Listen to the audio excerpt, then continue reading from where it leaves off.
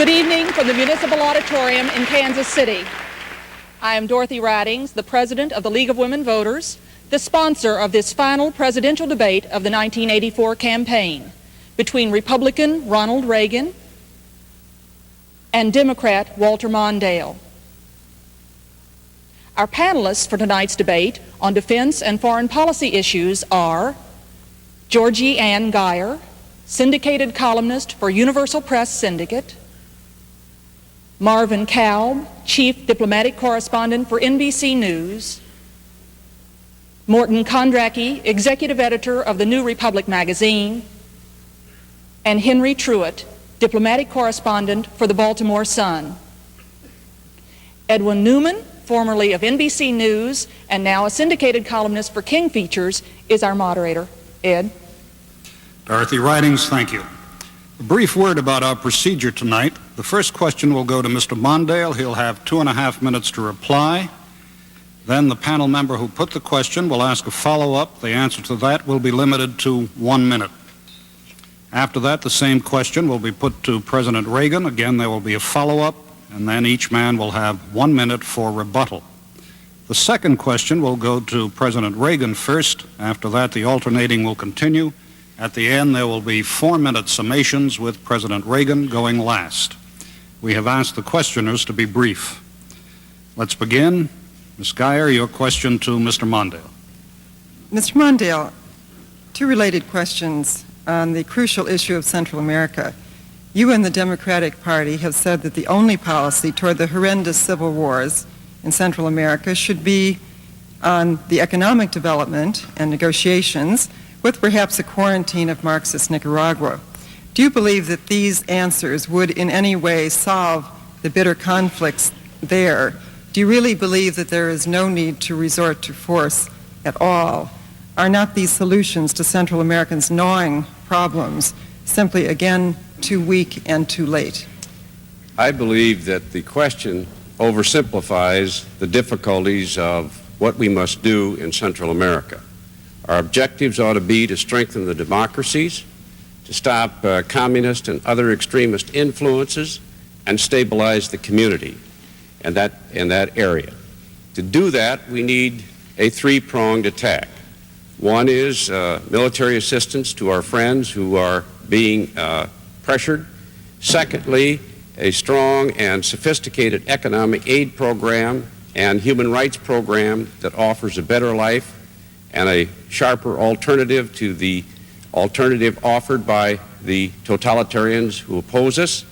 And finally, a strong diplomatic effort that pursues the possibilities of peace in the area. That's one of the big disagreements that we have with the President, that they have not pursued the diplomatic opportunities, either within El Salvador or as between the countries, and have lost time during which we might have been able to achieve a peace. This brings up the whole question of what presidential leadership is all about. I think the lesson in Central America, this recent embarrassment in Nicaragua, where we are giving instructions for hired assassins, hiring criminals, and the rest, all of this has strengthened our opponents. A president must not only assure that we're tough, but we must also be wise and smart in the exercise of that power. We saw the same thing in Lebanon, where we spent a good deal of America's assets, but because the leadership of this government did not pursue wise policies, we have been humiliated and our opponents are stronger. The bottom line of national strength is that the president must be in command. He must lead. And when a president doesn't know that submarine missiles are recallable, says that 70% of our strategic forces are conventional, discovers 3 years into his administration that our arms control efforts have failed because he didn't know that most Soviet missiles were on land, these are things a president must know to command. A president is called the commander-in-chief, and he's called that because he's supposed to be in charge of the facts and run our government and strengthen our nation. Mr. Mondale, if I could broaden the question just a little bit. Since World War II, every conflict that we as Americans have been involved with has been in non-conventional or irregular terms, and yet we keep fighting in conventional or traditional military terms. The Central American wars are very much in the same pattern as China, as Lebanon, as Iran, as Cuba in the early days. Do you see any possibility that we are going to realize the change in warfare in our time or react to it in those terms? We absolutely must, which is why I responded to your first question the way I did. It's much more complex. You must understand the region. You must understand the politics of the area. You must provide a strong alternative, and you must show strength and all at the same time. That's why I object to the covert action in Nicaragua. That's a classic example of a strategy that's embarrassed us, strengthened our opposition, and undermined the moral authority of our people and our country in the region. Strength requires knowledge, command. We've seen in the Nicaraguan example a policy that has actually hurt us, strengthened our opposition, and undermined the moral authority of our country in that region. Mr. President, in the last few months, it has seemed more and more that your policies in Central America were beginning to work. Yet just at this moment, we are confronted with the extraordinary story of a CIA guerrilla manual for the anti-Sandinista Contras, whom we are backing, which advocates not only assassinations of Sandinistas, but the hiring of criminals to assassinate the guerrillas we are supporting in order to create martyrs. Is this not, in effect, our own state-supported terrorism? No, and I'm glad you asked that question because I know it's on many people's minds. I have ordered an investigation. I know that the CIA is already going forward with one. We have a gentleman down in Nicaragua who is on contract to the CIA advising supposedly on military tactics, the Contras. And he drew up this manual. It was turned over to the agency head of the CIA in Nicaragua to be printed. And a number of pages were excised by that agency head there, the man in charge. And he sent it on up here to CIA where more pages were excised before it was printed. But some way or other, there were 12 of the original copies that got out down there and were not submitted for this printing process by the CIA. Now, those are the details as we have them. And as soon as we have an investigation and find out where any blame lies for the few that did not get excised or changed, we certainly are going to do something about that. We'll take the proper action at the proper time.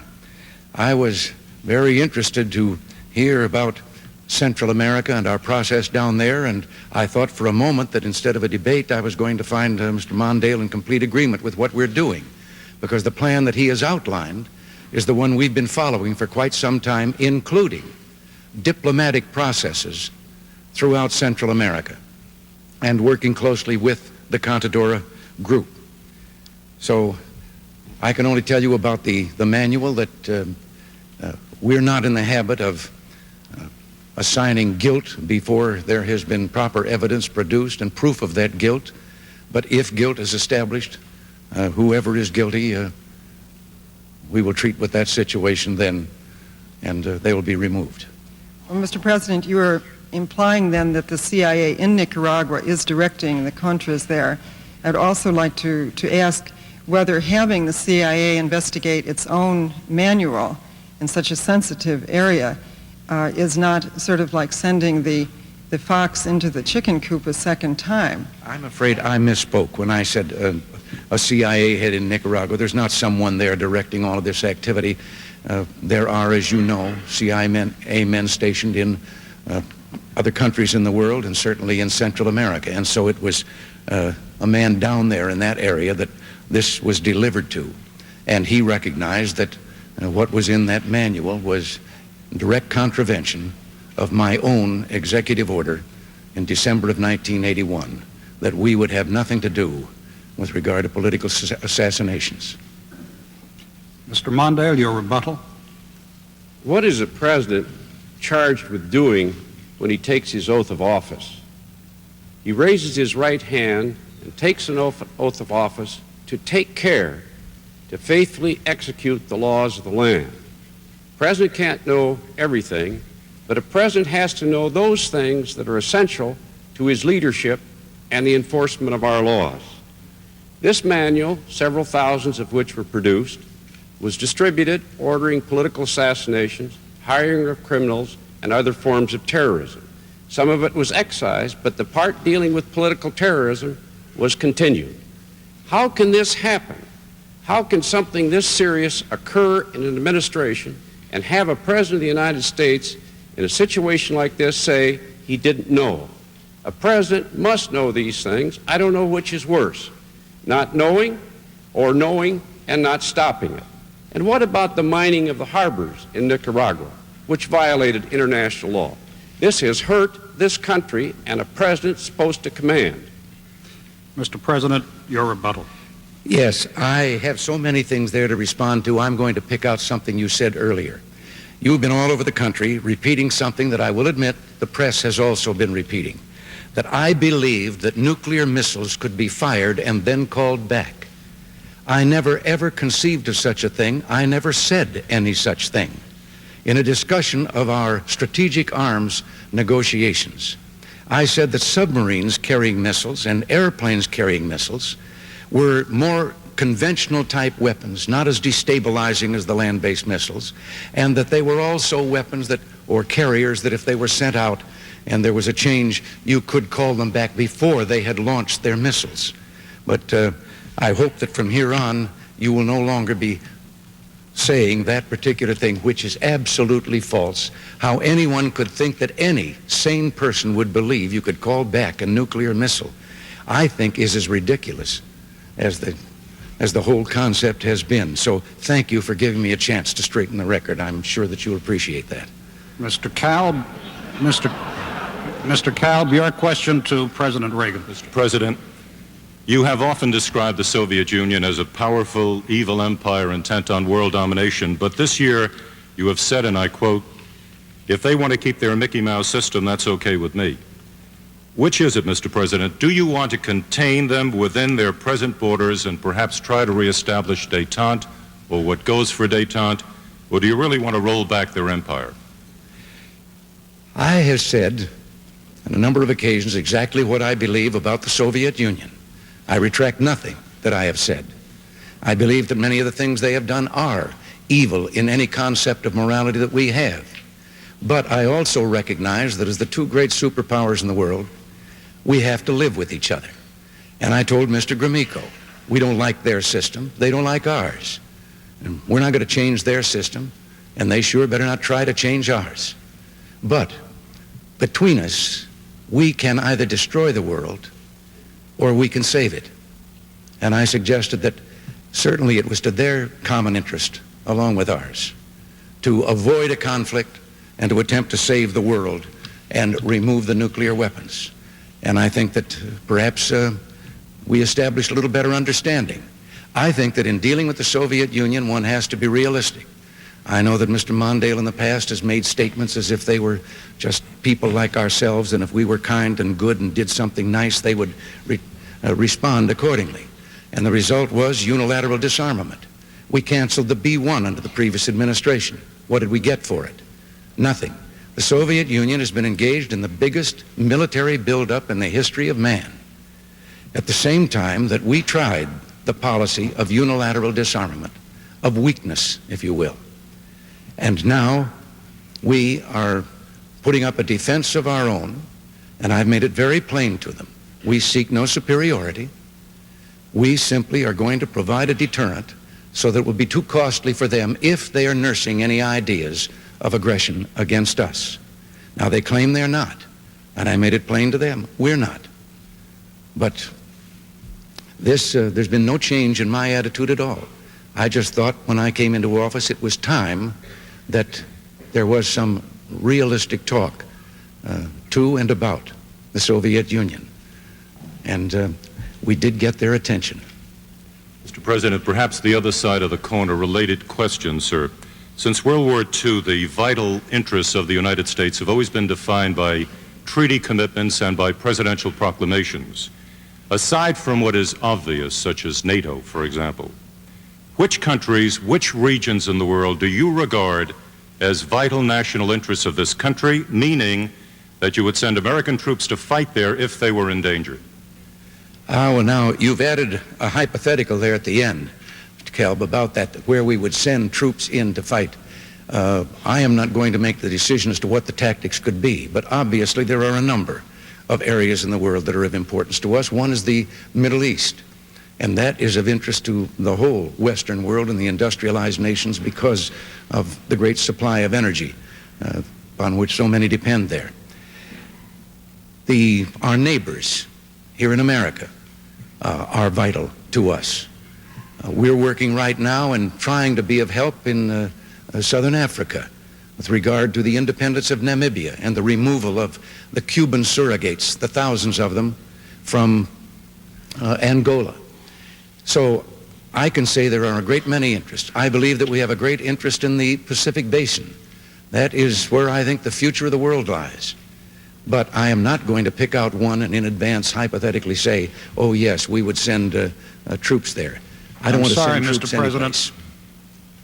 Sorry, your time was up. Mr. Mondale, you have described the Soviet leaders as, and I'm quoting, cynical, ruthless, and dangerous, suggesting an almost total lack of trust in them. In that case, what makes you think that the annual summit meetings with them that you've proposed will result in agreements that would satisfy the interests of this country? Because the only type of agreements to reach with the Soviet Union are the types that are specifically defined so we know exactly what they must do, subject to full verification, which means we know every day whether they're living up to it, and follow-ups wherever we find suggestions that they're violating it, and the strongest possible terms. I have no illusions about the Soviet Union leadership or the nature of that state. They are a tough and a ruthless adversary, and we must be prepared to meet that challenge, and I would. Where I part with the President is that despite all of those differences, we must, as past presidents before this one have done, meet on the common ground of survival. And that's where the President has opposed practically every arms control agreement by every president of both political parties since the bomb went off. And he now completes this term with no progress toward arms control at all, but with a very dangerous arms race underway instead. There are now over 2,000 more warheads pointed at us today than there were when he was sworn in, and that does not strengthen us. We must be very, very realistic in the nature of that leadership, but we must grind away and talk to find ways to reducing these differences, particularly where arms races are concerned and other dangerous exercises of Soviet power. There will be no unilateral disarmament under my administration.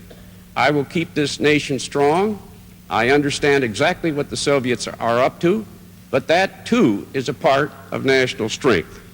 To do that, a president must know what is essential to command and to leadership and to strength. And that's where the president's failure to master, in my opinion, the essential elements of arms control has cost us dearly. These 4 years, 3 years into this administration, he said he just discovered that most Soviet missiles are on land, and that's why his proposal didn't work. I invite the American people tomorrow, because I will issue the statement, quoting President Reagan. He said exactly what I said he said. He said that these missiles were less dangerous than ballistic missiles because you could fire them and you could recall them if you decided there had been a miscalculation. I'm sorry, a president must know those things. Related question, Mr. Mondale, on Eastern Europe. Do you accept the conventional diplomatic wisdom that Eastern Europe is a Soviet sphere of influence? And if you do, what could a Mondale administration realistically do to help the people of Eastern Europe achieve the human rights that were guaranteed to them as a result of the Helsinki Accords? I think the essential strategy of the United States ought not accept any Soviet control over Eastern Europe. We ought to deal with each of these countries separately. We ought to pursue strategies with each of them, economic and the rest, that help them pull away from their dependence upon the Soviet Union. Where the Soviet Union has acted irresponsibly, as they have in many of those countries, especially recently in Poland, I believe we ought to insist that Western credits extended to the Soviet Union bear the market rate, make the Soviets pay for their irresponsibility. That is a very important objective to make certain that we continue to look forward to progress toward greater independence by these nations and work with each of them separately. Mr. President, your rebuttal. Yes, I'm not going to continue trying to respond to these repetitions of the falsehoods that have already been stated here. But with regard to whether Mr. Mondale would be strong as he said he would be, I know that he has a commercial out where he is appearing on the deck of the Nimitz and watching the F-14s take off, and that's an image of strength. Except that if he had had his way when the Nimitz was being planned, he would have been deep in the water out there because there wouldn't have been any Nimitz to stand on. He was against it. He was against the F-14 fighter. He was against the M1 tank. He was against the B-1 bomber. He wanted to cut the salary of all of the military. He wanted to bring home half of the American forces in Europe. And he has a record of weakness with regard to our national defense that is second to none. Indeed, he was on that side virtually throughout all his years in the Senate, and he opposed even President Carter when, toward the end of his term, President Carter wanted to increase the defense budget. Mr. Mondale, your rebuttal. Mr. President, I accept your commitment to peace, but I want you to accept my commitment to a strong national defense. I have proposed a budget which would increase our nation's strength in real terms by double that of the Soviet Union. I'll tell you where we disagree. It is true, over 10 years ago, I voted to delay production of the F-14. I'll tell you why. The plane wasn't flying the way it was supposed to be. It was a waste of money. Your definition of national strength is to throw money at the Defense Department. My definition of national strength is to make certain that a dollar spent buys us a dollar's worth of defense. There's a big difference between the two of us. A president must manage that budget. I will keep us strong, but you'll not do that unless you command that budget and make certain we get the strength that we need. When you pay $500 for a $5 hammer, you're not buying strength. I would ask the audience not to applaud. All it does is take up time that we would like to devote to the debate. Mr. Kondracki, a question to Mr. Mondale. Mr. Mondale, in an address earlier this year, you said that before this country resorts to military force, and I'm quoting, American interests should be sharply defined, publicly supported, congressionally sanctioned, militarily feasible, internationally defensible, open to independent scrutiny, and alert to regional history. Now, aren't you setting up such a gauntlet of tests here that adversaries could easily suspect that as president you would never use force to protect American interests? No, as a matter of fact, I believe every one of those standards is essential to the exercise of power by this country. And we can see that in both Lebanon and in Central America. In Lebanon, this president exercised American power all right, but the management of it was such that our Marines were killed. We had to leave in humiliation. The Soviet Union became stronger. Terrorists became emboldened. And it was because they did not think through how power should be exercised, did not have the American public with them on a plan that worked, that we ended up the way we did. Similarly, in Central America, what we're doing in Nicaragua with this covert war, which the Congress, including many Republicans, have tried to stop, is finally end up with a public definition of American power that hurts us, where we get associated with political assassins and the rest. We have to decline for the first time in modern history jurisdiction of the World Court because they'll find us guilty of illegal actions, and our enemies are strengthened from all of this. We need to be strong. We need to be prepared to use that strength, but we must understand that we are a democracy. We are a government by the people, and when we move, it should be for very severe and extreme reasons that serve our national interest and end up with a stronger country behind us. It is only in that way that we can persevere. You've been quoted as saying that you might quarantine Nicaragua. I'd like to know what that means. Would you stop Soviet ships as President Kennedy did in 1962, and wouldn't that be more dangerous than President Reagan's covert war? What I'm referring to there is the mutual self-defense provisions that exist in the Inter-American Treaty, so-called Rio Pact, that permits the nations, our friends in that region, to combine to take steps, diplomatic and otherwise, to prevent Nicaragua, when she acts irresponsibly in asserting power in other parts outside of her border, to take those steps, whatever they might be, to stop it. The Nicaraguans must know that it is the policy of our government that that leadership must stay behind the boundaries of their nation, not interfere in other nations. And by working with all of the nations in the region, unlike the policies of this administration, and unlike the President said they have not supported negotiations in that region, we will be much stronger because we'll have the moral authority that goes with those efforts. President Reagan, you introduced U.S. forces into Lebanon as neutral peacekeepers, but then you made them combatants on the side of the Lebanese government. Eventually, you were forced to withdraw them under fire, and now Syria, a Soviet ally, is dominant in the country. Doesn't Lebanon represent a major failure on the part of your administration and raise serious questions about your capacity as a foreign policy strategist and as commander-in-chief? No, Morton, I don't agree to all of those things.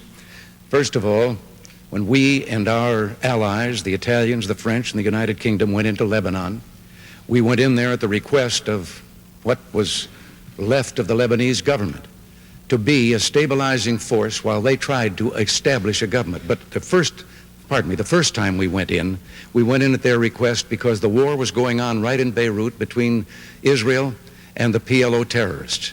Israel could not be blamed for that. Those terrorists had been violating their northern border consistently, and Israel chased them all the way to there. Then we went in with a multinational force to help remove, and did remove, more than 13,000 of those terrorists from Lebanon. We departed, and then the government of Lebanon asked us back in as a stabilizing force while they established a government and sought to get the foreign forces all the way out of Lebanon, and that they could then take care of their own borders. And we were succeeding. We were there for the better part of a year. Our position happened to be at the airport. Oh, there were occasional snipings and sometimes some artillery fire. But we did not engage in conflict that was out of line with our mission. I will never send troops anywhere on a mission of that kind without telling them that if somebody shoots at them, they can darn well shoot back. And this is what we did. We never initiated any kind of action. We defended ourselves there. But we were succeeding to the point that the Lebanese government had been organized. If you will remember, there were the meetings in Geneva in which they began to meet with the hostile factional forces and try to put together some kind of a peace plan. We were succeeding, and that was why the terrorist acts began. There are forces there, and that includes Syria in my mind, who don't want us to succeed, who don't want that kind of a peace with a dominant Lebanon dominant over its own territory. And so the terrorist acts began and led to the one great tragedy when they were killed in that suicide bombing of the building. Then the multilateral force withdrew for only one reason. We withdrew because we were no longer able to carry out the mission for which we had been sent in.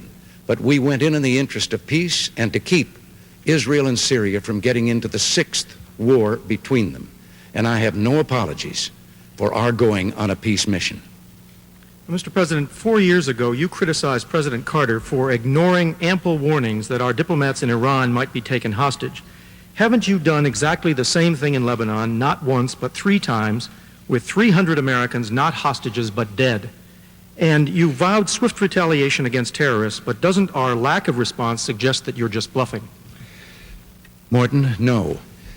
I think there's a great difference between the government of Iran threatening our diplomatic personnel, and there is a government that you can see and can put your hand on.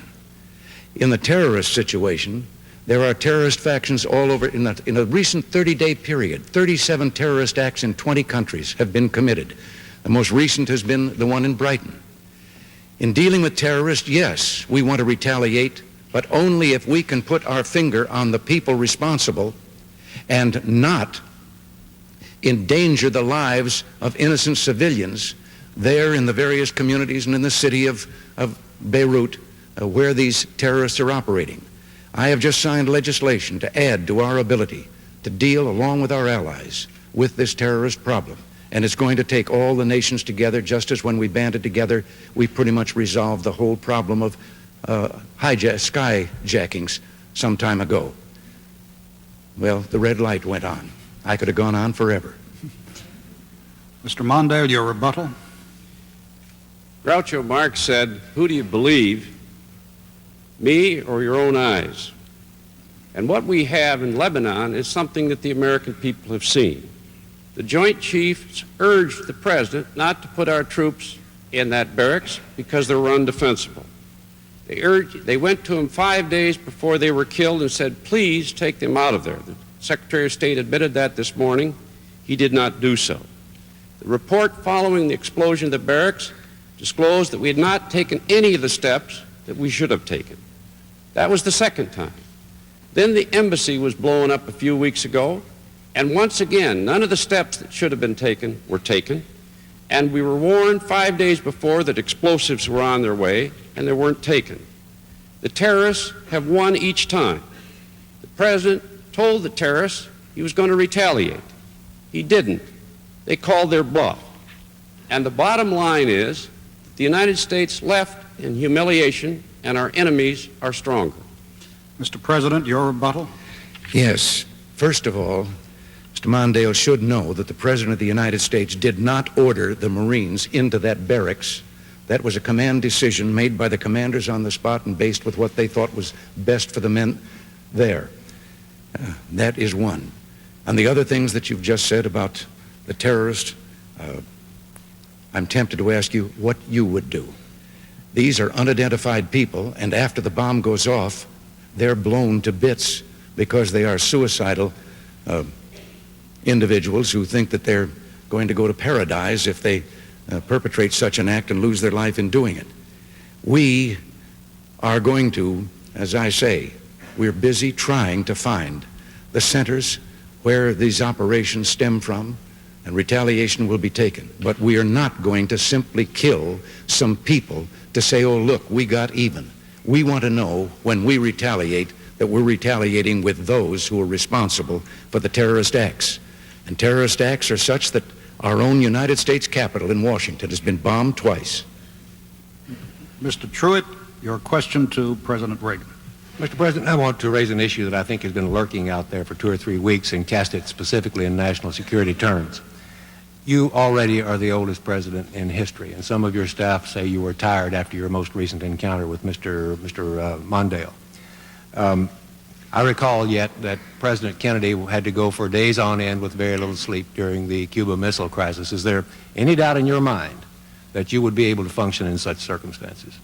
Not at all, Mr. Truitt, and I want you to know that also I will not make age an issue of this campaign. I am not going to exploit for political purposes my opponent's youth and inexperience.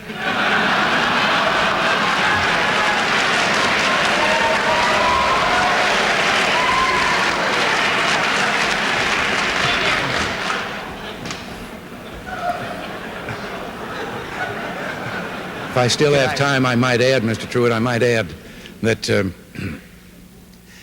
it was Seneca or it was Cicero, I don't know which, that said, if it was not for the elders correcting the mistakes of the young, there would be no state. Mr. President, I'd like to head for the fence and try to catch that one before it goes over, but I'll go on to another question.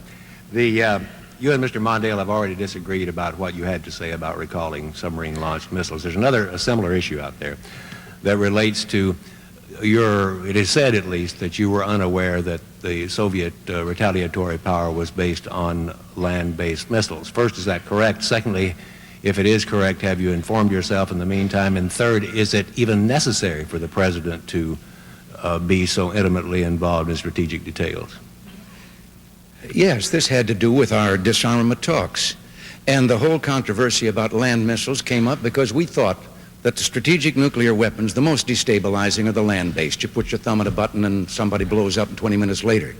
So we thought that it would be simpler to negotiate first with those, and then we made it plain, a second phase, take up the submarine-launched, the airborne missiles. The Soviet Union, to our surprise, and not just mine, made it plain when we brought this up that they placed, they thought, a greater reliance on the land-based missiles, and therefore they wanted to take up all three. And we agreed. We said, all right, if that's what you want to do. But it was a surprise to us because they outnumbered us 64 to 36 in submarines and 20% more bombers capable of carrying nuclear missiles than we had. So why should we believe that they had placed that much more reliance on land-based? But even after we gave in and said, all right, let's discuss it all, they walked away from the table. We didn't. Mr. Mondale, I'm going to hang in there. Should the president's age and stamina be an issue in the political campaign? No, and I have not made it an issue, nor should it be. What's at issue here is the president's application of his authority to understand what a president must know to lead this nation, secure our defense, and make the decisions and the judgments that are necessary. A minute ago, the president quoted Cicero, I believe. I want to quote somebody a little closer at home, Harry Truman. He said, "The buck stops here." We just heard the president's answer for the problems at the barracks in Lebanon where 241 Marines were killed. What happened? First, the Joint Chiefs of Staff went to the president and said, "Don't put those troops there." They did it. And then 5 days before the troops were killed, they went back to the president through the Secretary of Defense and said, "Please, Mr. President, take those troops out of there because we can't defend them." They didn't do it. And we know what happened. After that, once again, our embassy was exploded. This is the fourth time this has happened, an identical attack in the same region, despite warnings, even public warnings from the terrorists. Who's in charge? Who's handling this matter? That's my main point. Now, on arms control, we're completing 4 years. This is the first administration since the bomb went off that made no progress. We have an arms race underway instead. A president has to lead his government or it won't be done. Different people with different views fight with each other.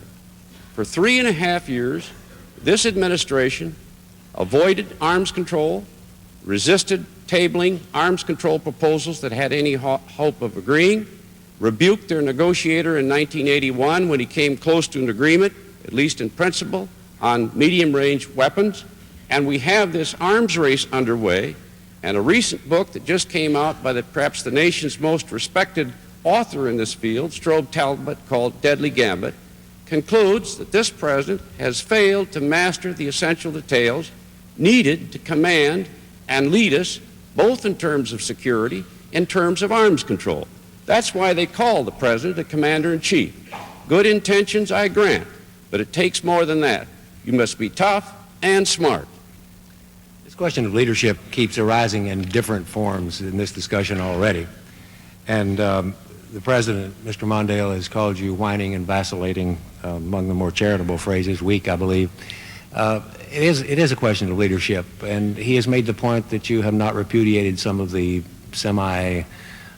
diplomatic activity of the Reverend Jackson, particularly in Central America. Did you approve of his diplomatic activity, and are you prepared to repudiate him now? I read his statement the other day. I don't admire Fidel Castro at all, and I have said that. Che Guevara was a contemptible figure in civilization's history. I know the Cuban state as a police state, and all my life I've worked in a way that demonstrates that. But Jesse Jackson is an independent person. I don't control him, and let's talk about people we do control. In the last debate, the Vice President of the United States said that I said the Marines had died shamefully and died in shame in Lebanon. I demanded an apology from Vice President Bush because I had instead honored these young men, grieved for their families, and think they were wonderful Americans that honored us all. What does the president have to say about taking responsibility for a vice president who won't apologize for something like that? Mr. President, your rebuttal. Yes, I know it'll come as a surprise to Mr. Mondale, but I am in charge. And as a matter of fact, we haven't avoided arms control talks with the Soviet Union. Very early in my administration, I proposed, and I think something that had never been proposed by any previous administration, I proposed a total elimination of intermediate range missiles where the Soviets had better than a ton and still have better than a 10-to-1 advantage over the Allies in Europe. When they protested that and suggested a smaller number, perhaps, I went along with that. The so-called negotiation that you said I walked out on was the so-called walk in the wood between one of our representatives and one of the Soviet Union, and it wasn't me that turned it down. The Soviet Union disavowed it. Mr. Mondale, your rebuttal. There are two distinguished authors on arms control in this country. There are many others, but two that I want to cite tonight. One is Strobe Talbot in his classic book, Deadly Gambit. The other is John Newhouse, who's one of the most distinguished arms control specialists in our country. Both said that this administration turned down the walk in the woods agreement first, and that would have been a perfect agreement from the standpoint of the United States and Europe and our security. When Mr. Nitze, a good negotiator, returned, he was rebuked, and his boss was fired. This is the kind of leadership that we've had in this administration in the most deadly issue of our time. Now we have a runaway arms race. All they've got to show for 4 years in U.S.-Soviet relations is one meeting in the last weeks of an administration and nothing before. They're tough negotiators, but all previous presidents have made progress. This one has not. Ms. Geyer, your question to Mr. Mondale. Mr. Mondale, many analysts are now saying that actually our number one foreign policy problem today is one that remains almost wholly unrecognized: massive illegal immigration from economically collapsing countries. They are saying that it is the only real territorial threat to the American nation state. You yourself said in the 1970s that we had a, quote, hemorrhage on our borders, unquote. Yet today you have backed off any immigration reform, such as the balanced and highly crafted Simpson-Mazzoli bill. Why? What would you do instead today, if anything? This is a very serious problem in our country, and it has to be dealt with. I object to that part of the Simpson-Mazzoli bill, which I think is very unfair and would prove to be so. That is the part that requires employers to determine the citizenship of an employee before they're hired. I am convinced that the result of this would be that people who are Hispanic, people who have different languages or speak with an accent, would find it difficult to be employed. I think that's wrong.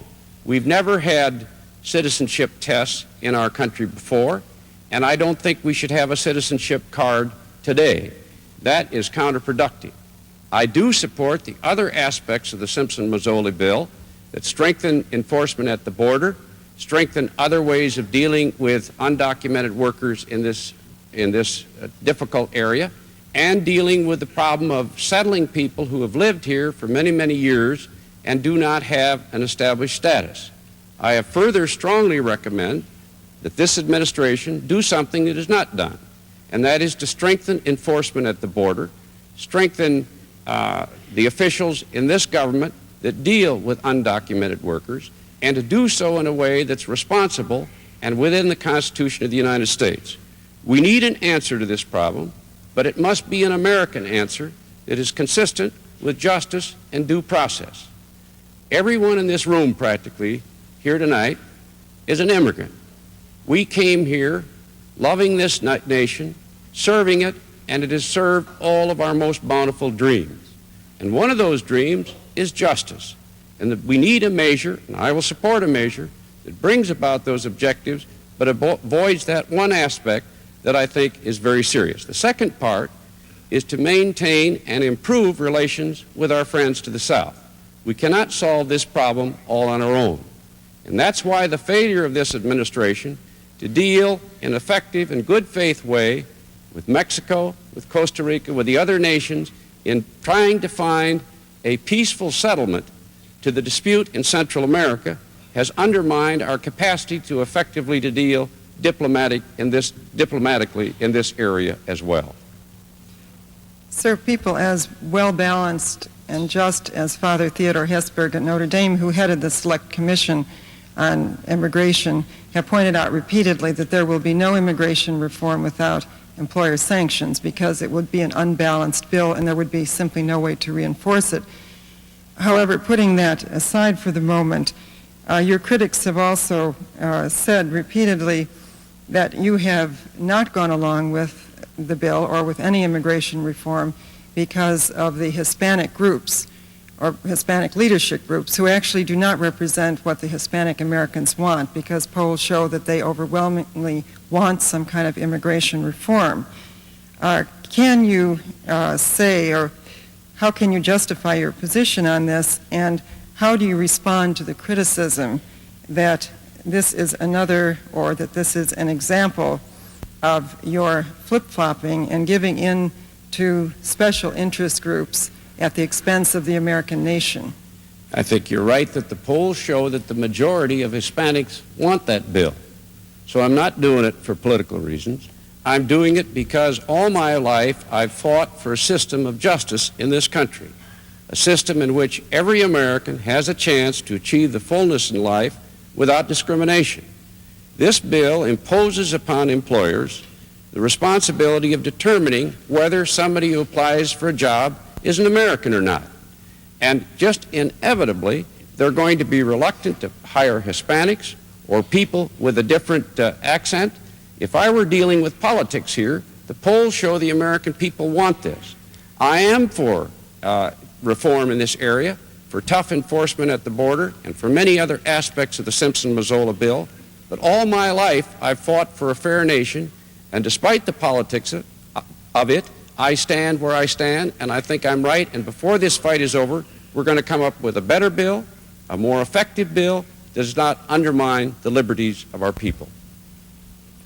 Mr. President, you too have said that our borders are out of control. Yet this fall, you allowed the Simpson-Mazzola bill, which would at least have minimally protected our borders and the rights of citizenship, because of a relatively unimportant issue of reimbursement to the states for legalized aliens. Given that, may I ask, what priority can we expect you to give this forgotten national security element? How sincere are you in your efforts to control, in effect, the nation state that is the United States? Jan, we, believe me, supported the Simpson-Mazzola bill strongly, and the bill that came out of the Senate. However, there were things added in the House side that we felt made it less of a good bill, as a matter of fact, made it a bad bill. And in conference, we stayed with them in conference all the way to where even Senator Simpson did not want the bill in the manner in which it would come out of the conference committee. There were a number of things in there that weakened that bill. I can't go into detail about them here. But it is true our borders are out of control. It is also true that this has been a situation on our borders back through a number of administrations. And I supported this bill. I believe in the idea of amnesty for those who have put down roots and who have lived here, even though some time back they may have entered illegally. With regard to the employer sanctions, we must have that, not only to ensure that we can identify the illegal aliens, but also, while some keep protesting about what it would do to employers, there is another employer that we shouldn't be so concerned about. And these are employers down through the years who have encouraged the illegal entry into this country, because they then hire these individuals and hire them at starvation wages and with none of the benefits that we think are normal and natural for workers in our country, and the individuals can't complain because of their illegal status. We don't think that those people should be allowed to continue operating free. And this was why the provisions that we had in with regard to sanctions and so forth. And I'm going to do everything I can, and all of us in the administration are, to join in again, when Congress is back at it, to get an immigration bill that will give us once again control of our borders. And with regard to friendship below the border and with the countries down there, yes, no administration that I know has established the relationship that we have with our Latin friends. But as long as they have an economy that leaves so many people in dire poverty and unemployment, they are going to seek that employment across our borders, and we work with those other countries.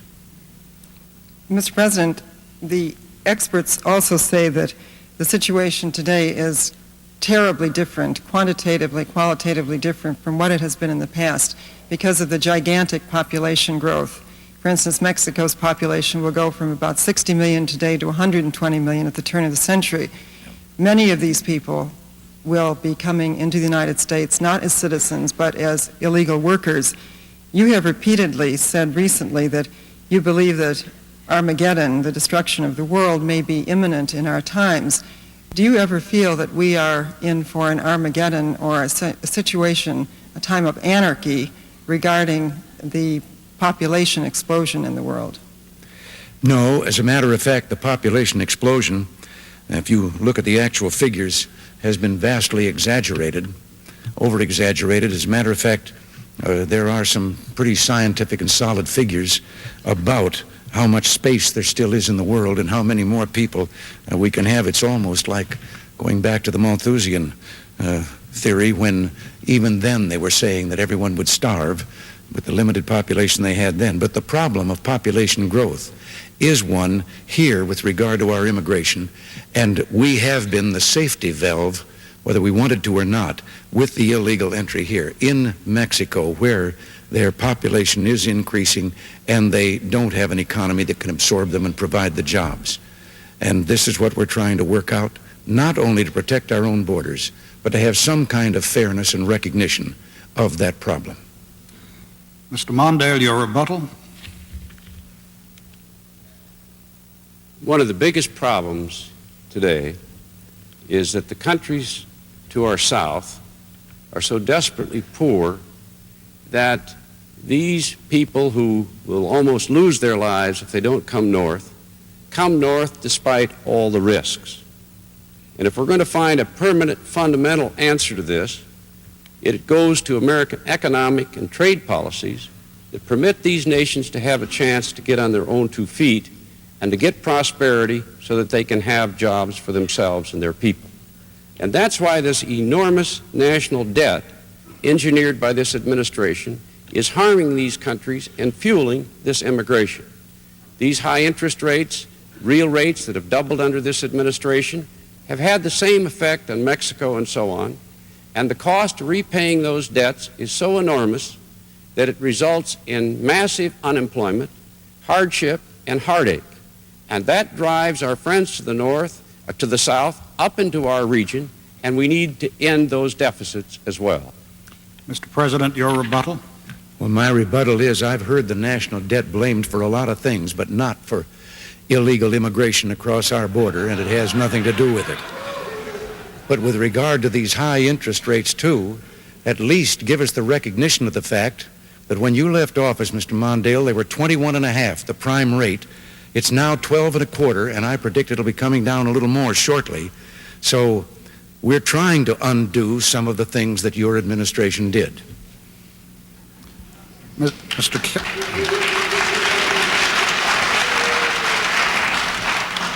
applause, please. Mr. Kalb, you have a question to President Reagan. Mr. President, I'd like to pick up this Armageddon theme. You've been quoted as saying that you do believe deep down that we are heading for some kind of biblical Armageddon. Your Pentagon and your Secretary of Defense have plans for the United States to fight and prevail in a nuclear war. Do you feel that we are now heading perhaps for some kind of nuclear Armageddon? And do you feel that this country and the world could survive that kind of calamity? Mr. Calvin, I think what has been hailed as something I'm supposedly as president discussing as principle is the result of just some philosophical discussions with people who interested in the same things, and that is the prophecies down through the years, the biblical prophecies of what would portend the coming of Armageddon and so forth, and the fact that a number of theologians for the last decade or more have believed that this was true, that the prophecies are coming together that portend that. But no one knows whether Armageddon, those prophecies mean that Armageddon is 1,000 years away, or day after tomorrow. So I have never seriously warned and said we must plan according to Armageddon. Now, with regard to having to say whether we would try to survive in the event of a nuclear war, of course we would. But let me also point out that to several parliaments around the world, in Europe and in Asia, I have made a statement to each one of them, and I'll repeat it here. A nuclear war cannot be won and must never be fought. And that is why we are maintaining a deterrent and trying to achieve a deterrent capacity to where no one would believe that they could start such a war and escape with limited damage. But the deterrent, and that's what it is for, is also what led me to propose what is now being called the Star Wars concept, but propose that we research to see if there isn't a defensive weapon that could defend against incoming missiles. And if such a defense could be found, wouldn't it be far more humanitarian to say that now we can defend against a nuclear war by destroying missiles instead of slaughtering millions of people? Mr. President, when you made that proposal, the so-called Star Wars proposal, you said, if I'm not mistaken, that you would share this very super sophisticated technology with the Soviet Union. After all of the distrust over the years, sir, that you have expressed towards the Soviet Union, do you really expect anyone to take seriously that offer that you would share the best of America's technology in this weapons area with our principal adversary? Why not? What if we did? And I hope we can. We're still researching. What if we come up with a weapon that renders those missiles obsolete? There has never been a weapon invented in the history of man that has not led to a defensive, a counter weapon. But suppose we came up with that. Now, some people have said, that would make it war imminent because they would think that we could launch a first strike because we could defend against the enemy. But why not do what I have offered to do and ask the Soviet Union to do? Say, look, here's what we can do. We'll even give it to you. Now, will you sit down with us and once and for all get rid, all of us, of these nuclear weapons and free mankind from that threat? I think that would be the greatest use of a defensive weapon. Mr. Mondale, you've been very sharply critical of the President's Strategic Defense Initiative. And yet, what is wrong with a major effort by this country to try to use its best technology to knock out as many incoming nuclear warheads as possible?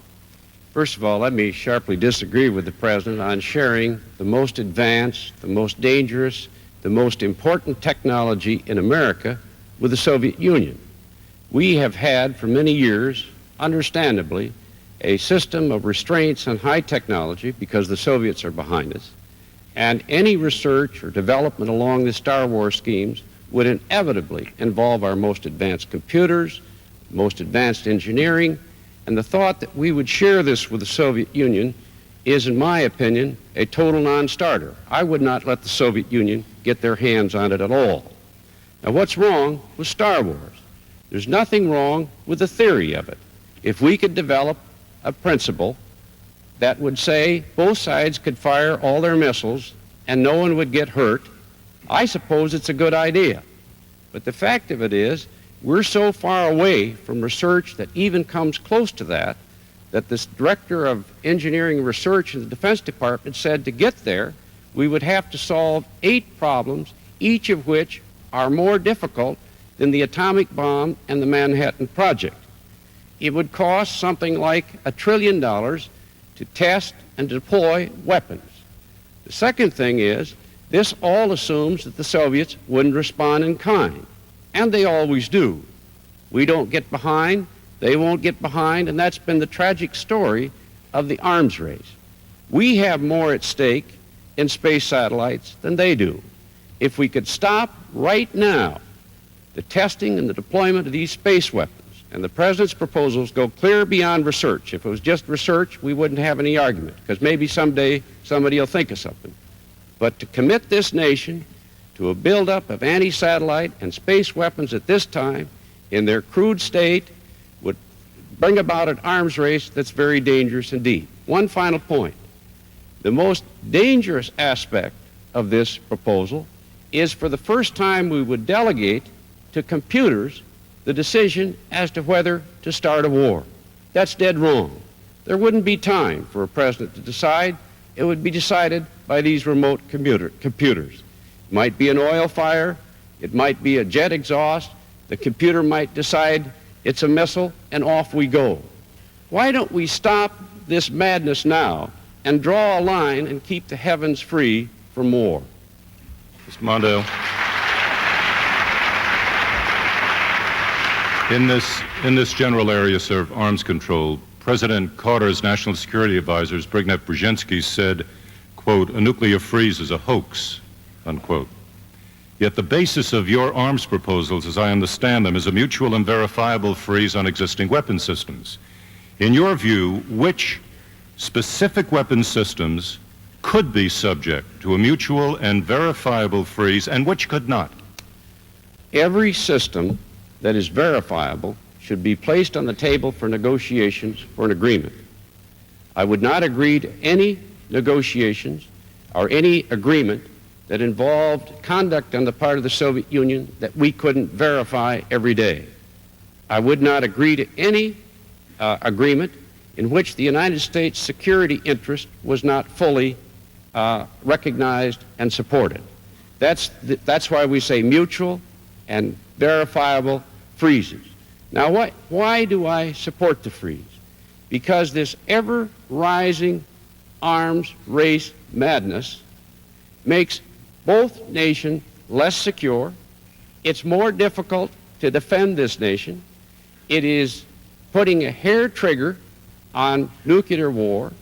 This administration, by going into the Star Wars system, is going to add a dangerous new escalations. We have to be tough on the Soviet Union, but I think the American people and the people of the Soviet Union want it to stop. President Reagan, your rebuttal. Yes, my rebuttal once again is that this invention that has just been created here of how I would go about rolling over for the Soviet Union, no, Mr. Mondale, my idea would be with that defensive weapon, that we would sit down with them and then say, now, are you willing to join us? Here's what we can give them a demonstration, and then say, here's what we can do. Now, if you're willing to join us in getting rid of all the nuclear weapons in the world, then we'll give you this one so that we would both know that no one can cheat, that we've both got something that if anyone tries to cheat. But when you keep Star Warring it, I never suggested where the weapon should be or what kind. I'm not a scientist. I said, and the Joint Chiefs of Staff agreed with me, that it was time for us to turn our research ability to seeing if we could not find this kind of a defensive weapon. And suddenly somebody says, oh, it's got to be up there and it's Star Wars and so forth. I don't know what it would be, but if we can come up with one, I think the world will be better off. Mr. Mondale, your rebuttal. Well, that's what a president's supposed to know, where those weapons are going to be. If they're space weapons, I assume they'll be in space. If they're anti-satellite weapons, I assume they're going to be made armed against anti-satellites. Now, this is the most dangerous technology that we possess. The Soviets try to spy on us, steal this stuff, and to give them technology of this kind, I disagree with. You haven't just accepted research, Mr. President. You've set up a strategic defense initiative, an agency. You're beginning to test. You're talking about deploying. You're asking for a budget of some $30 billion for this purpose. This is an arms escalation, and we will be better off, far better off, if we stop right now, because we have more to lose in space than they do. If someday somebody comes along with an answer, that's something else, but that there would be an answer in our lifetime is unimaginable. Why do we start things that we know the Soviets will match and make us all less secure? That's what a president's for. Mr. Kondracki, your question to Mr. Mondale. Mr. Mondale, you say that with respect to the Soviet Union, you want to negotiate a mutual nuclear freeze, yet you would unilaterally give up the MX missile and the B-1 bomber before the talks have even begun, and you have announced in advance that reaching an agreement with the Soviets is the most important thing in the world to you. Now, aren't you giving away half the store before you even sit down to talk? No, as a matter of fact, We have a vast range of technology and weaponry right now that provides all the bargaining chips that we need. And I support the air-launched cruise missile, the ground-launched cruise missile, the Pershing missile, the Trident submarine, the D-5 submarine, the stealth technology, the midget man. We have a whole range of technology. Why I disagree with the MX is that it's a sitting duck. It'll draw an attack. It puts a hair trigger, and it is a dangerous destabilizing weapon. And the B-1 is similarly to be opposed, because for 15 years the Soviet Union has been preparing to meet the B-1. The Secretary of Defense himself said it would be a suicide mission if it were built. Instead, I want to build the midget man, which is mobile and thus less vulnerable, contributing to stability, and a weapon that will give us security and contribute to an incentive for arms control. That's why I'm for stealth technology, to build a stealth bomber, which I've supported for years, that can penetrate the Soviet air defense system without any hope that they can perceive where it is because their radar system is frustrated. In other words, a president has to make choices. This makes us stronger. The final point is that we can use this money that we save on these weapons to spend on things that we really need. Our conventional strength in Europe is under strength. We need to strengthen that in order to assure our Western allies of our presence there, a strong defense, but also to diminish and reduce the likelihood of a commencement of a war and the use of nuclear weapons. It's in this way, by making wise choices, that we're stronger. We enhance the chances of arms control. Every president until this one has been able to do it, and this nation, or the world, is more dangerous as a result. I want to follow up on Mr. Kalb's question. It seems to me on the question of verifiability that you do have some problems with the extent of the freeze. It seems to me, for example, that testing would be very difficult to verify because the Soviets encode their telemetry. Research would be impossible to verify. Numbers of warheads would be impossible to verify by satellite except for with on-site inspection. And production of any weapon would be impossible to verify. Now, in view of that, what is going to be frozen? I will not agree to any arms control agreement, including a freeze, that's not verifiable. Let's take your warhead principle. The warhead principle, they've been counting rules for years. Whenever a weapon is tested, we count the number of warheads on it, and whenever that warhead is used, we count that number of warheads, whether they have that number or less on it or not. These are standard rules. I will not agree to any production restrictions or agreements unless we have the ability to verify those agreements. I don't trust the Russians. I believe that every agreement we reach must be verifiable, and I will not agree to anything that we cannot tell every day. In other words, we've got to be tough, but in order to stop this arms madness, we've got to push ahead with tough negotiations that are verifiable so that we know the Soviets are agreeing and living up to their agreement. Mr. President, I want to ask you a question about negotiating with friends. You severely criticized President Carter for helping to undermine two friendly dictators who got into trouble with their own people, the Shah of Iran and President Somoza of Nicaragua. Now there are other such leaders heading for trouble, including President Pinochet of Chile and President Marcos of the Philippines. What should you do and what can you do to prevent the Philippines from becoming another Nicaragua? Morton, I did criticize the president because of our undercutting of what was a stalwart ally, the Shah of Iran. And I am not at all convinced that he was that far out of line with his people, or that they wanted that to happen. The Shah had done our bidding and carried our load in the Middle East for quite some time. And I did think that it was a blot on our record that we let him down. Have things gotten better?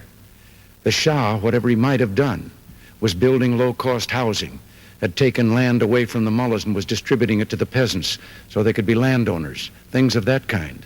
But we turned it over to a maniacal fanatic who has slaughtered thousands and thousands of people, calling it executions. The matter of Somoza, no, I never defended Somoza. And as a matter of fact, the previous administration stood by, and so did I, Not that I could have done anything in my position at that time, but for this revolution to take place. And the promise of the revolution was democracy, human rights, free labor unions, free press. And then, just as Castro had done in Cuba, the Sandinistas ousted the other parties to the revolution. Many of them are now the Contras. They exiled some, they jailed some, they murdered some. And they installed a Marxist-Leninist totalitarian government. And what I have to say about this is many times, and this has to do with the Philippines also, I know there are things there in the Philippines that do not look good to us from the standpoint right now of democratic rights. But what is the alternative? It is a large communist movement to take over the Philippines. They have been our friend since their inception as a nation. And I think that we've had enough of a record of letting, under the guise of revolution, someone that we thought was a little more right than we would be, letting that person go and then winding up with totalitarianism, pure and simple, as the alternative. And I think that we're better off, for example, with the Philippines, of trying to retain our friendship and help them right the wrongs we see, rather than throwing them to the wolves and then facing a communist power in the Pacific. Mr. President, since the United States has two strategically important bases in the Philippines, would the overthrow of President Marcos constitute a threat to vital American interests? And if so, what would you do about it? Well, as I say, we have to look at what an overthrow there would mean and what the government would be that would follow. And there is every evidence, every indication that that government would be hostile to the United States. And that would be a severe blow to our abilities there in the Pacific.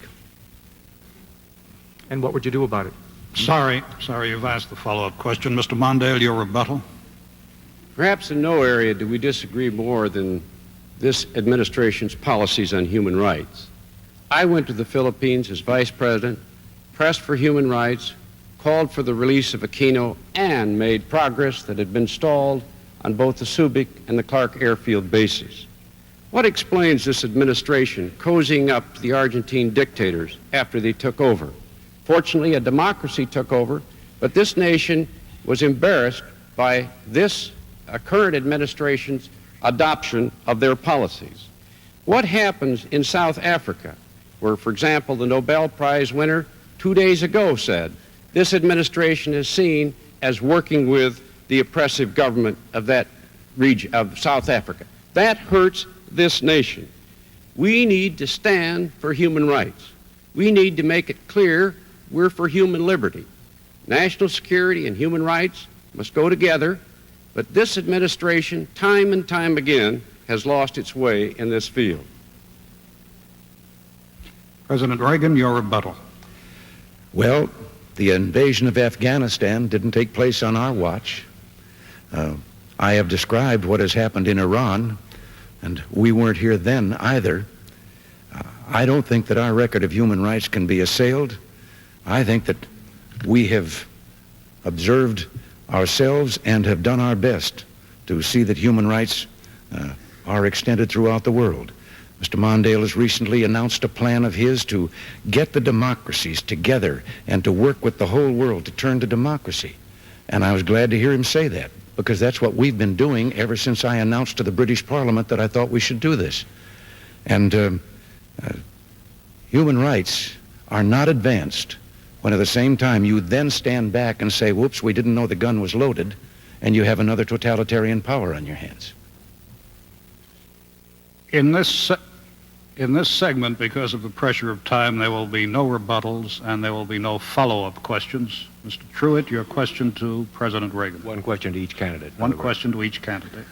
Mr. President, could I take you back to something you said earlier, and if I'm misquoting you, please correct me.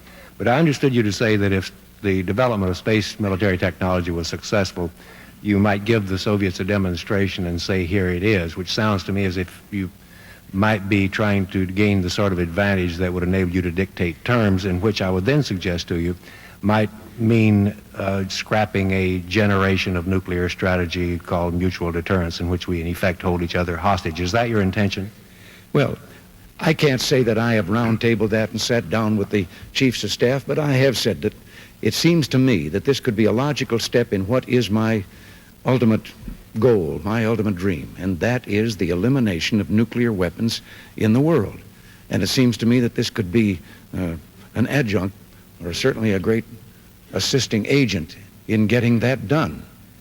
I am not going to roll over, as Mr. Mondale suggests, and give them something that could turn around and be used against us.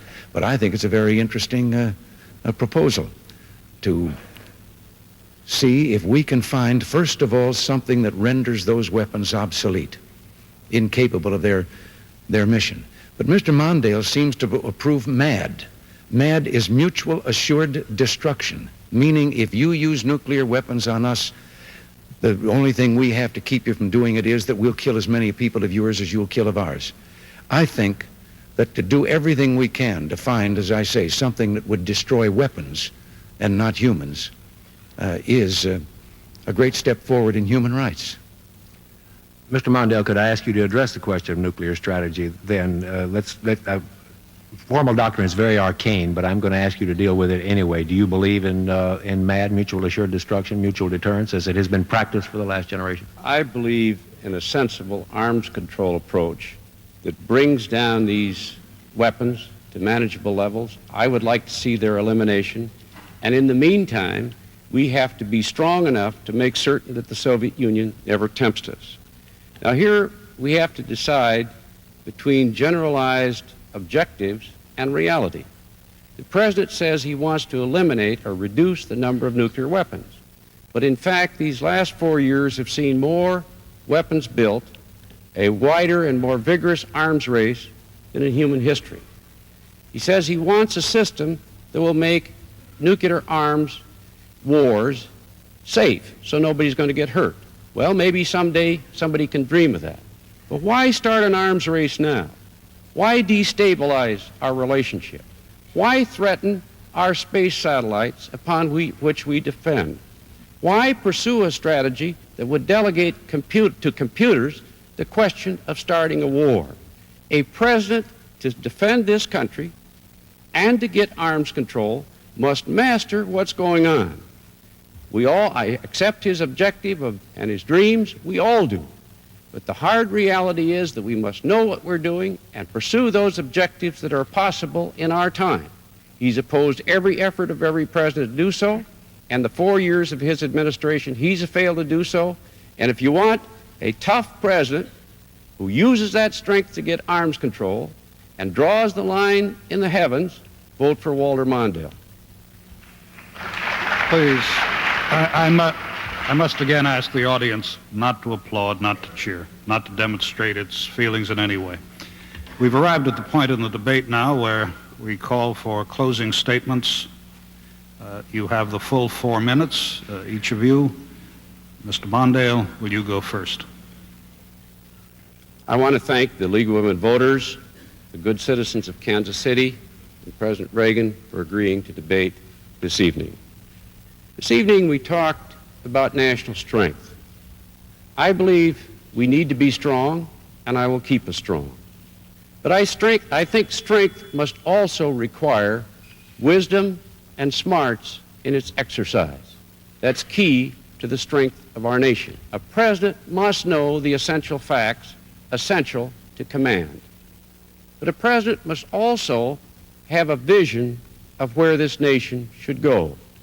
Tonight, as Americans, you have a choice, and you're entitled to know where we would take this country if you decide to elect us. As president, I would press for long-term, vigorous economic growth. That's why I want to get these debts down and these interest rates down, restore America's exports, help rural America, which is suffering so much, and bring the jobs back here for our children. I want this next generation to be the best educated in American history, to invest in the human mind and science again, so we're out front. I want this nation to protect its air, its water, its land, and its public health. America is not temporary. We're forever. And as Americans, our generation should protect this wonderful land for our children. I want a nation of fairness, where no one is denied the fullness of life, or discriminated against, and we deal compassionately with those in our midst who are in trouble. And above all, I want a nation that's strong. Since we debated 2 weeks ago, the United States and the Soviet Union have built 100 more warheads, enough to kill millions of Americans and millions of Soviet citizens. This doesn't strengthen us. This weakens the chances of civilization to survive. I remember the night before I became vice president. I was given the briefing and told that any time, night or day, I might be called upon to make the most fateful decision on earth, whether to fire these atomic weapons that could destroy the human species. That lesson tells us two things. One, pick a president that you know will know, if that tragic moment ever comes, what he must know, because there'll be no time for staffing, committees, or advisors. A president must know right then. But above all, pick a president who will fight to avoid the day when that god-awful decision ever needs to be made. And that's why this election is so terribly important. America and Americans decide not just what's happening in this country. We are the strongest and most powerful free society on earth. When you make that judgment, you are deciding not only the future of our nation, in a very profound respect, you're deciding the future of the world. We need to move on. It's time for America to find new leadership. Please join me in this cause to move confidently and with a sense of assurance and command to build the blessed future of our nation.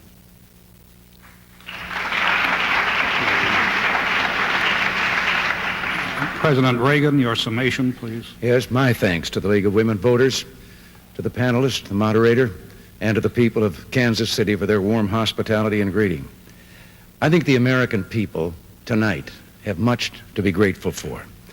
An economic recovery that has become expansion, freedom, and most of all, we are at peace. I am grateful for the chance to reaffirm my commitment to reduce nuclear weapons and one day to eliminate them entirely. The question before you comes down to this. Do you want to see America return to the policies of weakness of the last 4 years? Or do we want to go forward marching together as a nation of strength and that's going to continue to be strong? We shouldn't be dwelling on the past or even the present. The meaning of this election is the future, and whether we're going to grow and provide the jobs and the opportunities for all Americans and that they need. Several years ago, I was given an assignment to write a letter. It was to go into a time capsule and would be read in 100 years when that time capsule was opened. I remember driving down the California coast. One day my mind was full of what I was going to put in that letter about the problems and the issues that confront us in our time and what we did about them. But I couldn't completely neglect the beauty around me, the Pacific out there on one side of the highway shining in the sunlight, the mountains of the coast range rising on the other side. And I found myself wondering what it would be like for someone, wondering if someone 100 years from now would be driving down that highway and if they would see the same thing. And with that thought, I realized what a job I had with that letter. I would be writing a letter to people who know everything there is to know about us. We know nothing about them. They would know all about our problems. They would know how we solved them and whether our solution was beneficial to them down through the years or whether it hurt them. They would also know that we lived in a world with terrible weapons, nuclear weapons of terrible destructive power, aimed at each other, capable of crossing the ocean in a matter of minutes and destroying civilization as we knew it. And then I thought to myself, what are they going to say about us? What are those people 100 years from now going to think? They will know whether we used those weapons or not. Well, what they will say about us 100 years from now depends on how we keep our rendezvous with destiny. Will we do the things that we know must be done and know that one day, down in history, 100 years or perhaps before, someone will say, thank God for those people back in the 1980s, for preserving our freedom, for saving for us this blessed planet called Earth with all its grandeur and its beauty. You know, I am grateful to all of you for giving me the opportunity to serve you for these 4 years, and I seek re-election because I want more than anything else to try to complete the new beginning that we charted 4 years ago. George Bush, who I think is one of the finest vice presidents this country has ever had, George Bush and I have crisscrossed the country, and we've had in these last few months a wonderful experience. We have met young America. We have met your sons and daughters. Mr. President, I am obliged to cut you off there under the rules of the debate. I'm sorry. All right. I was just going to... Oh, thank you.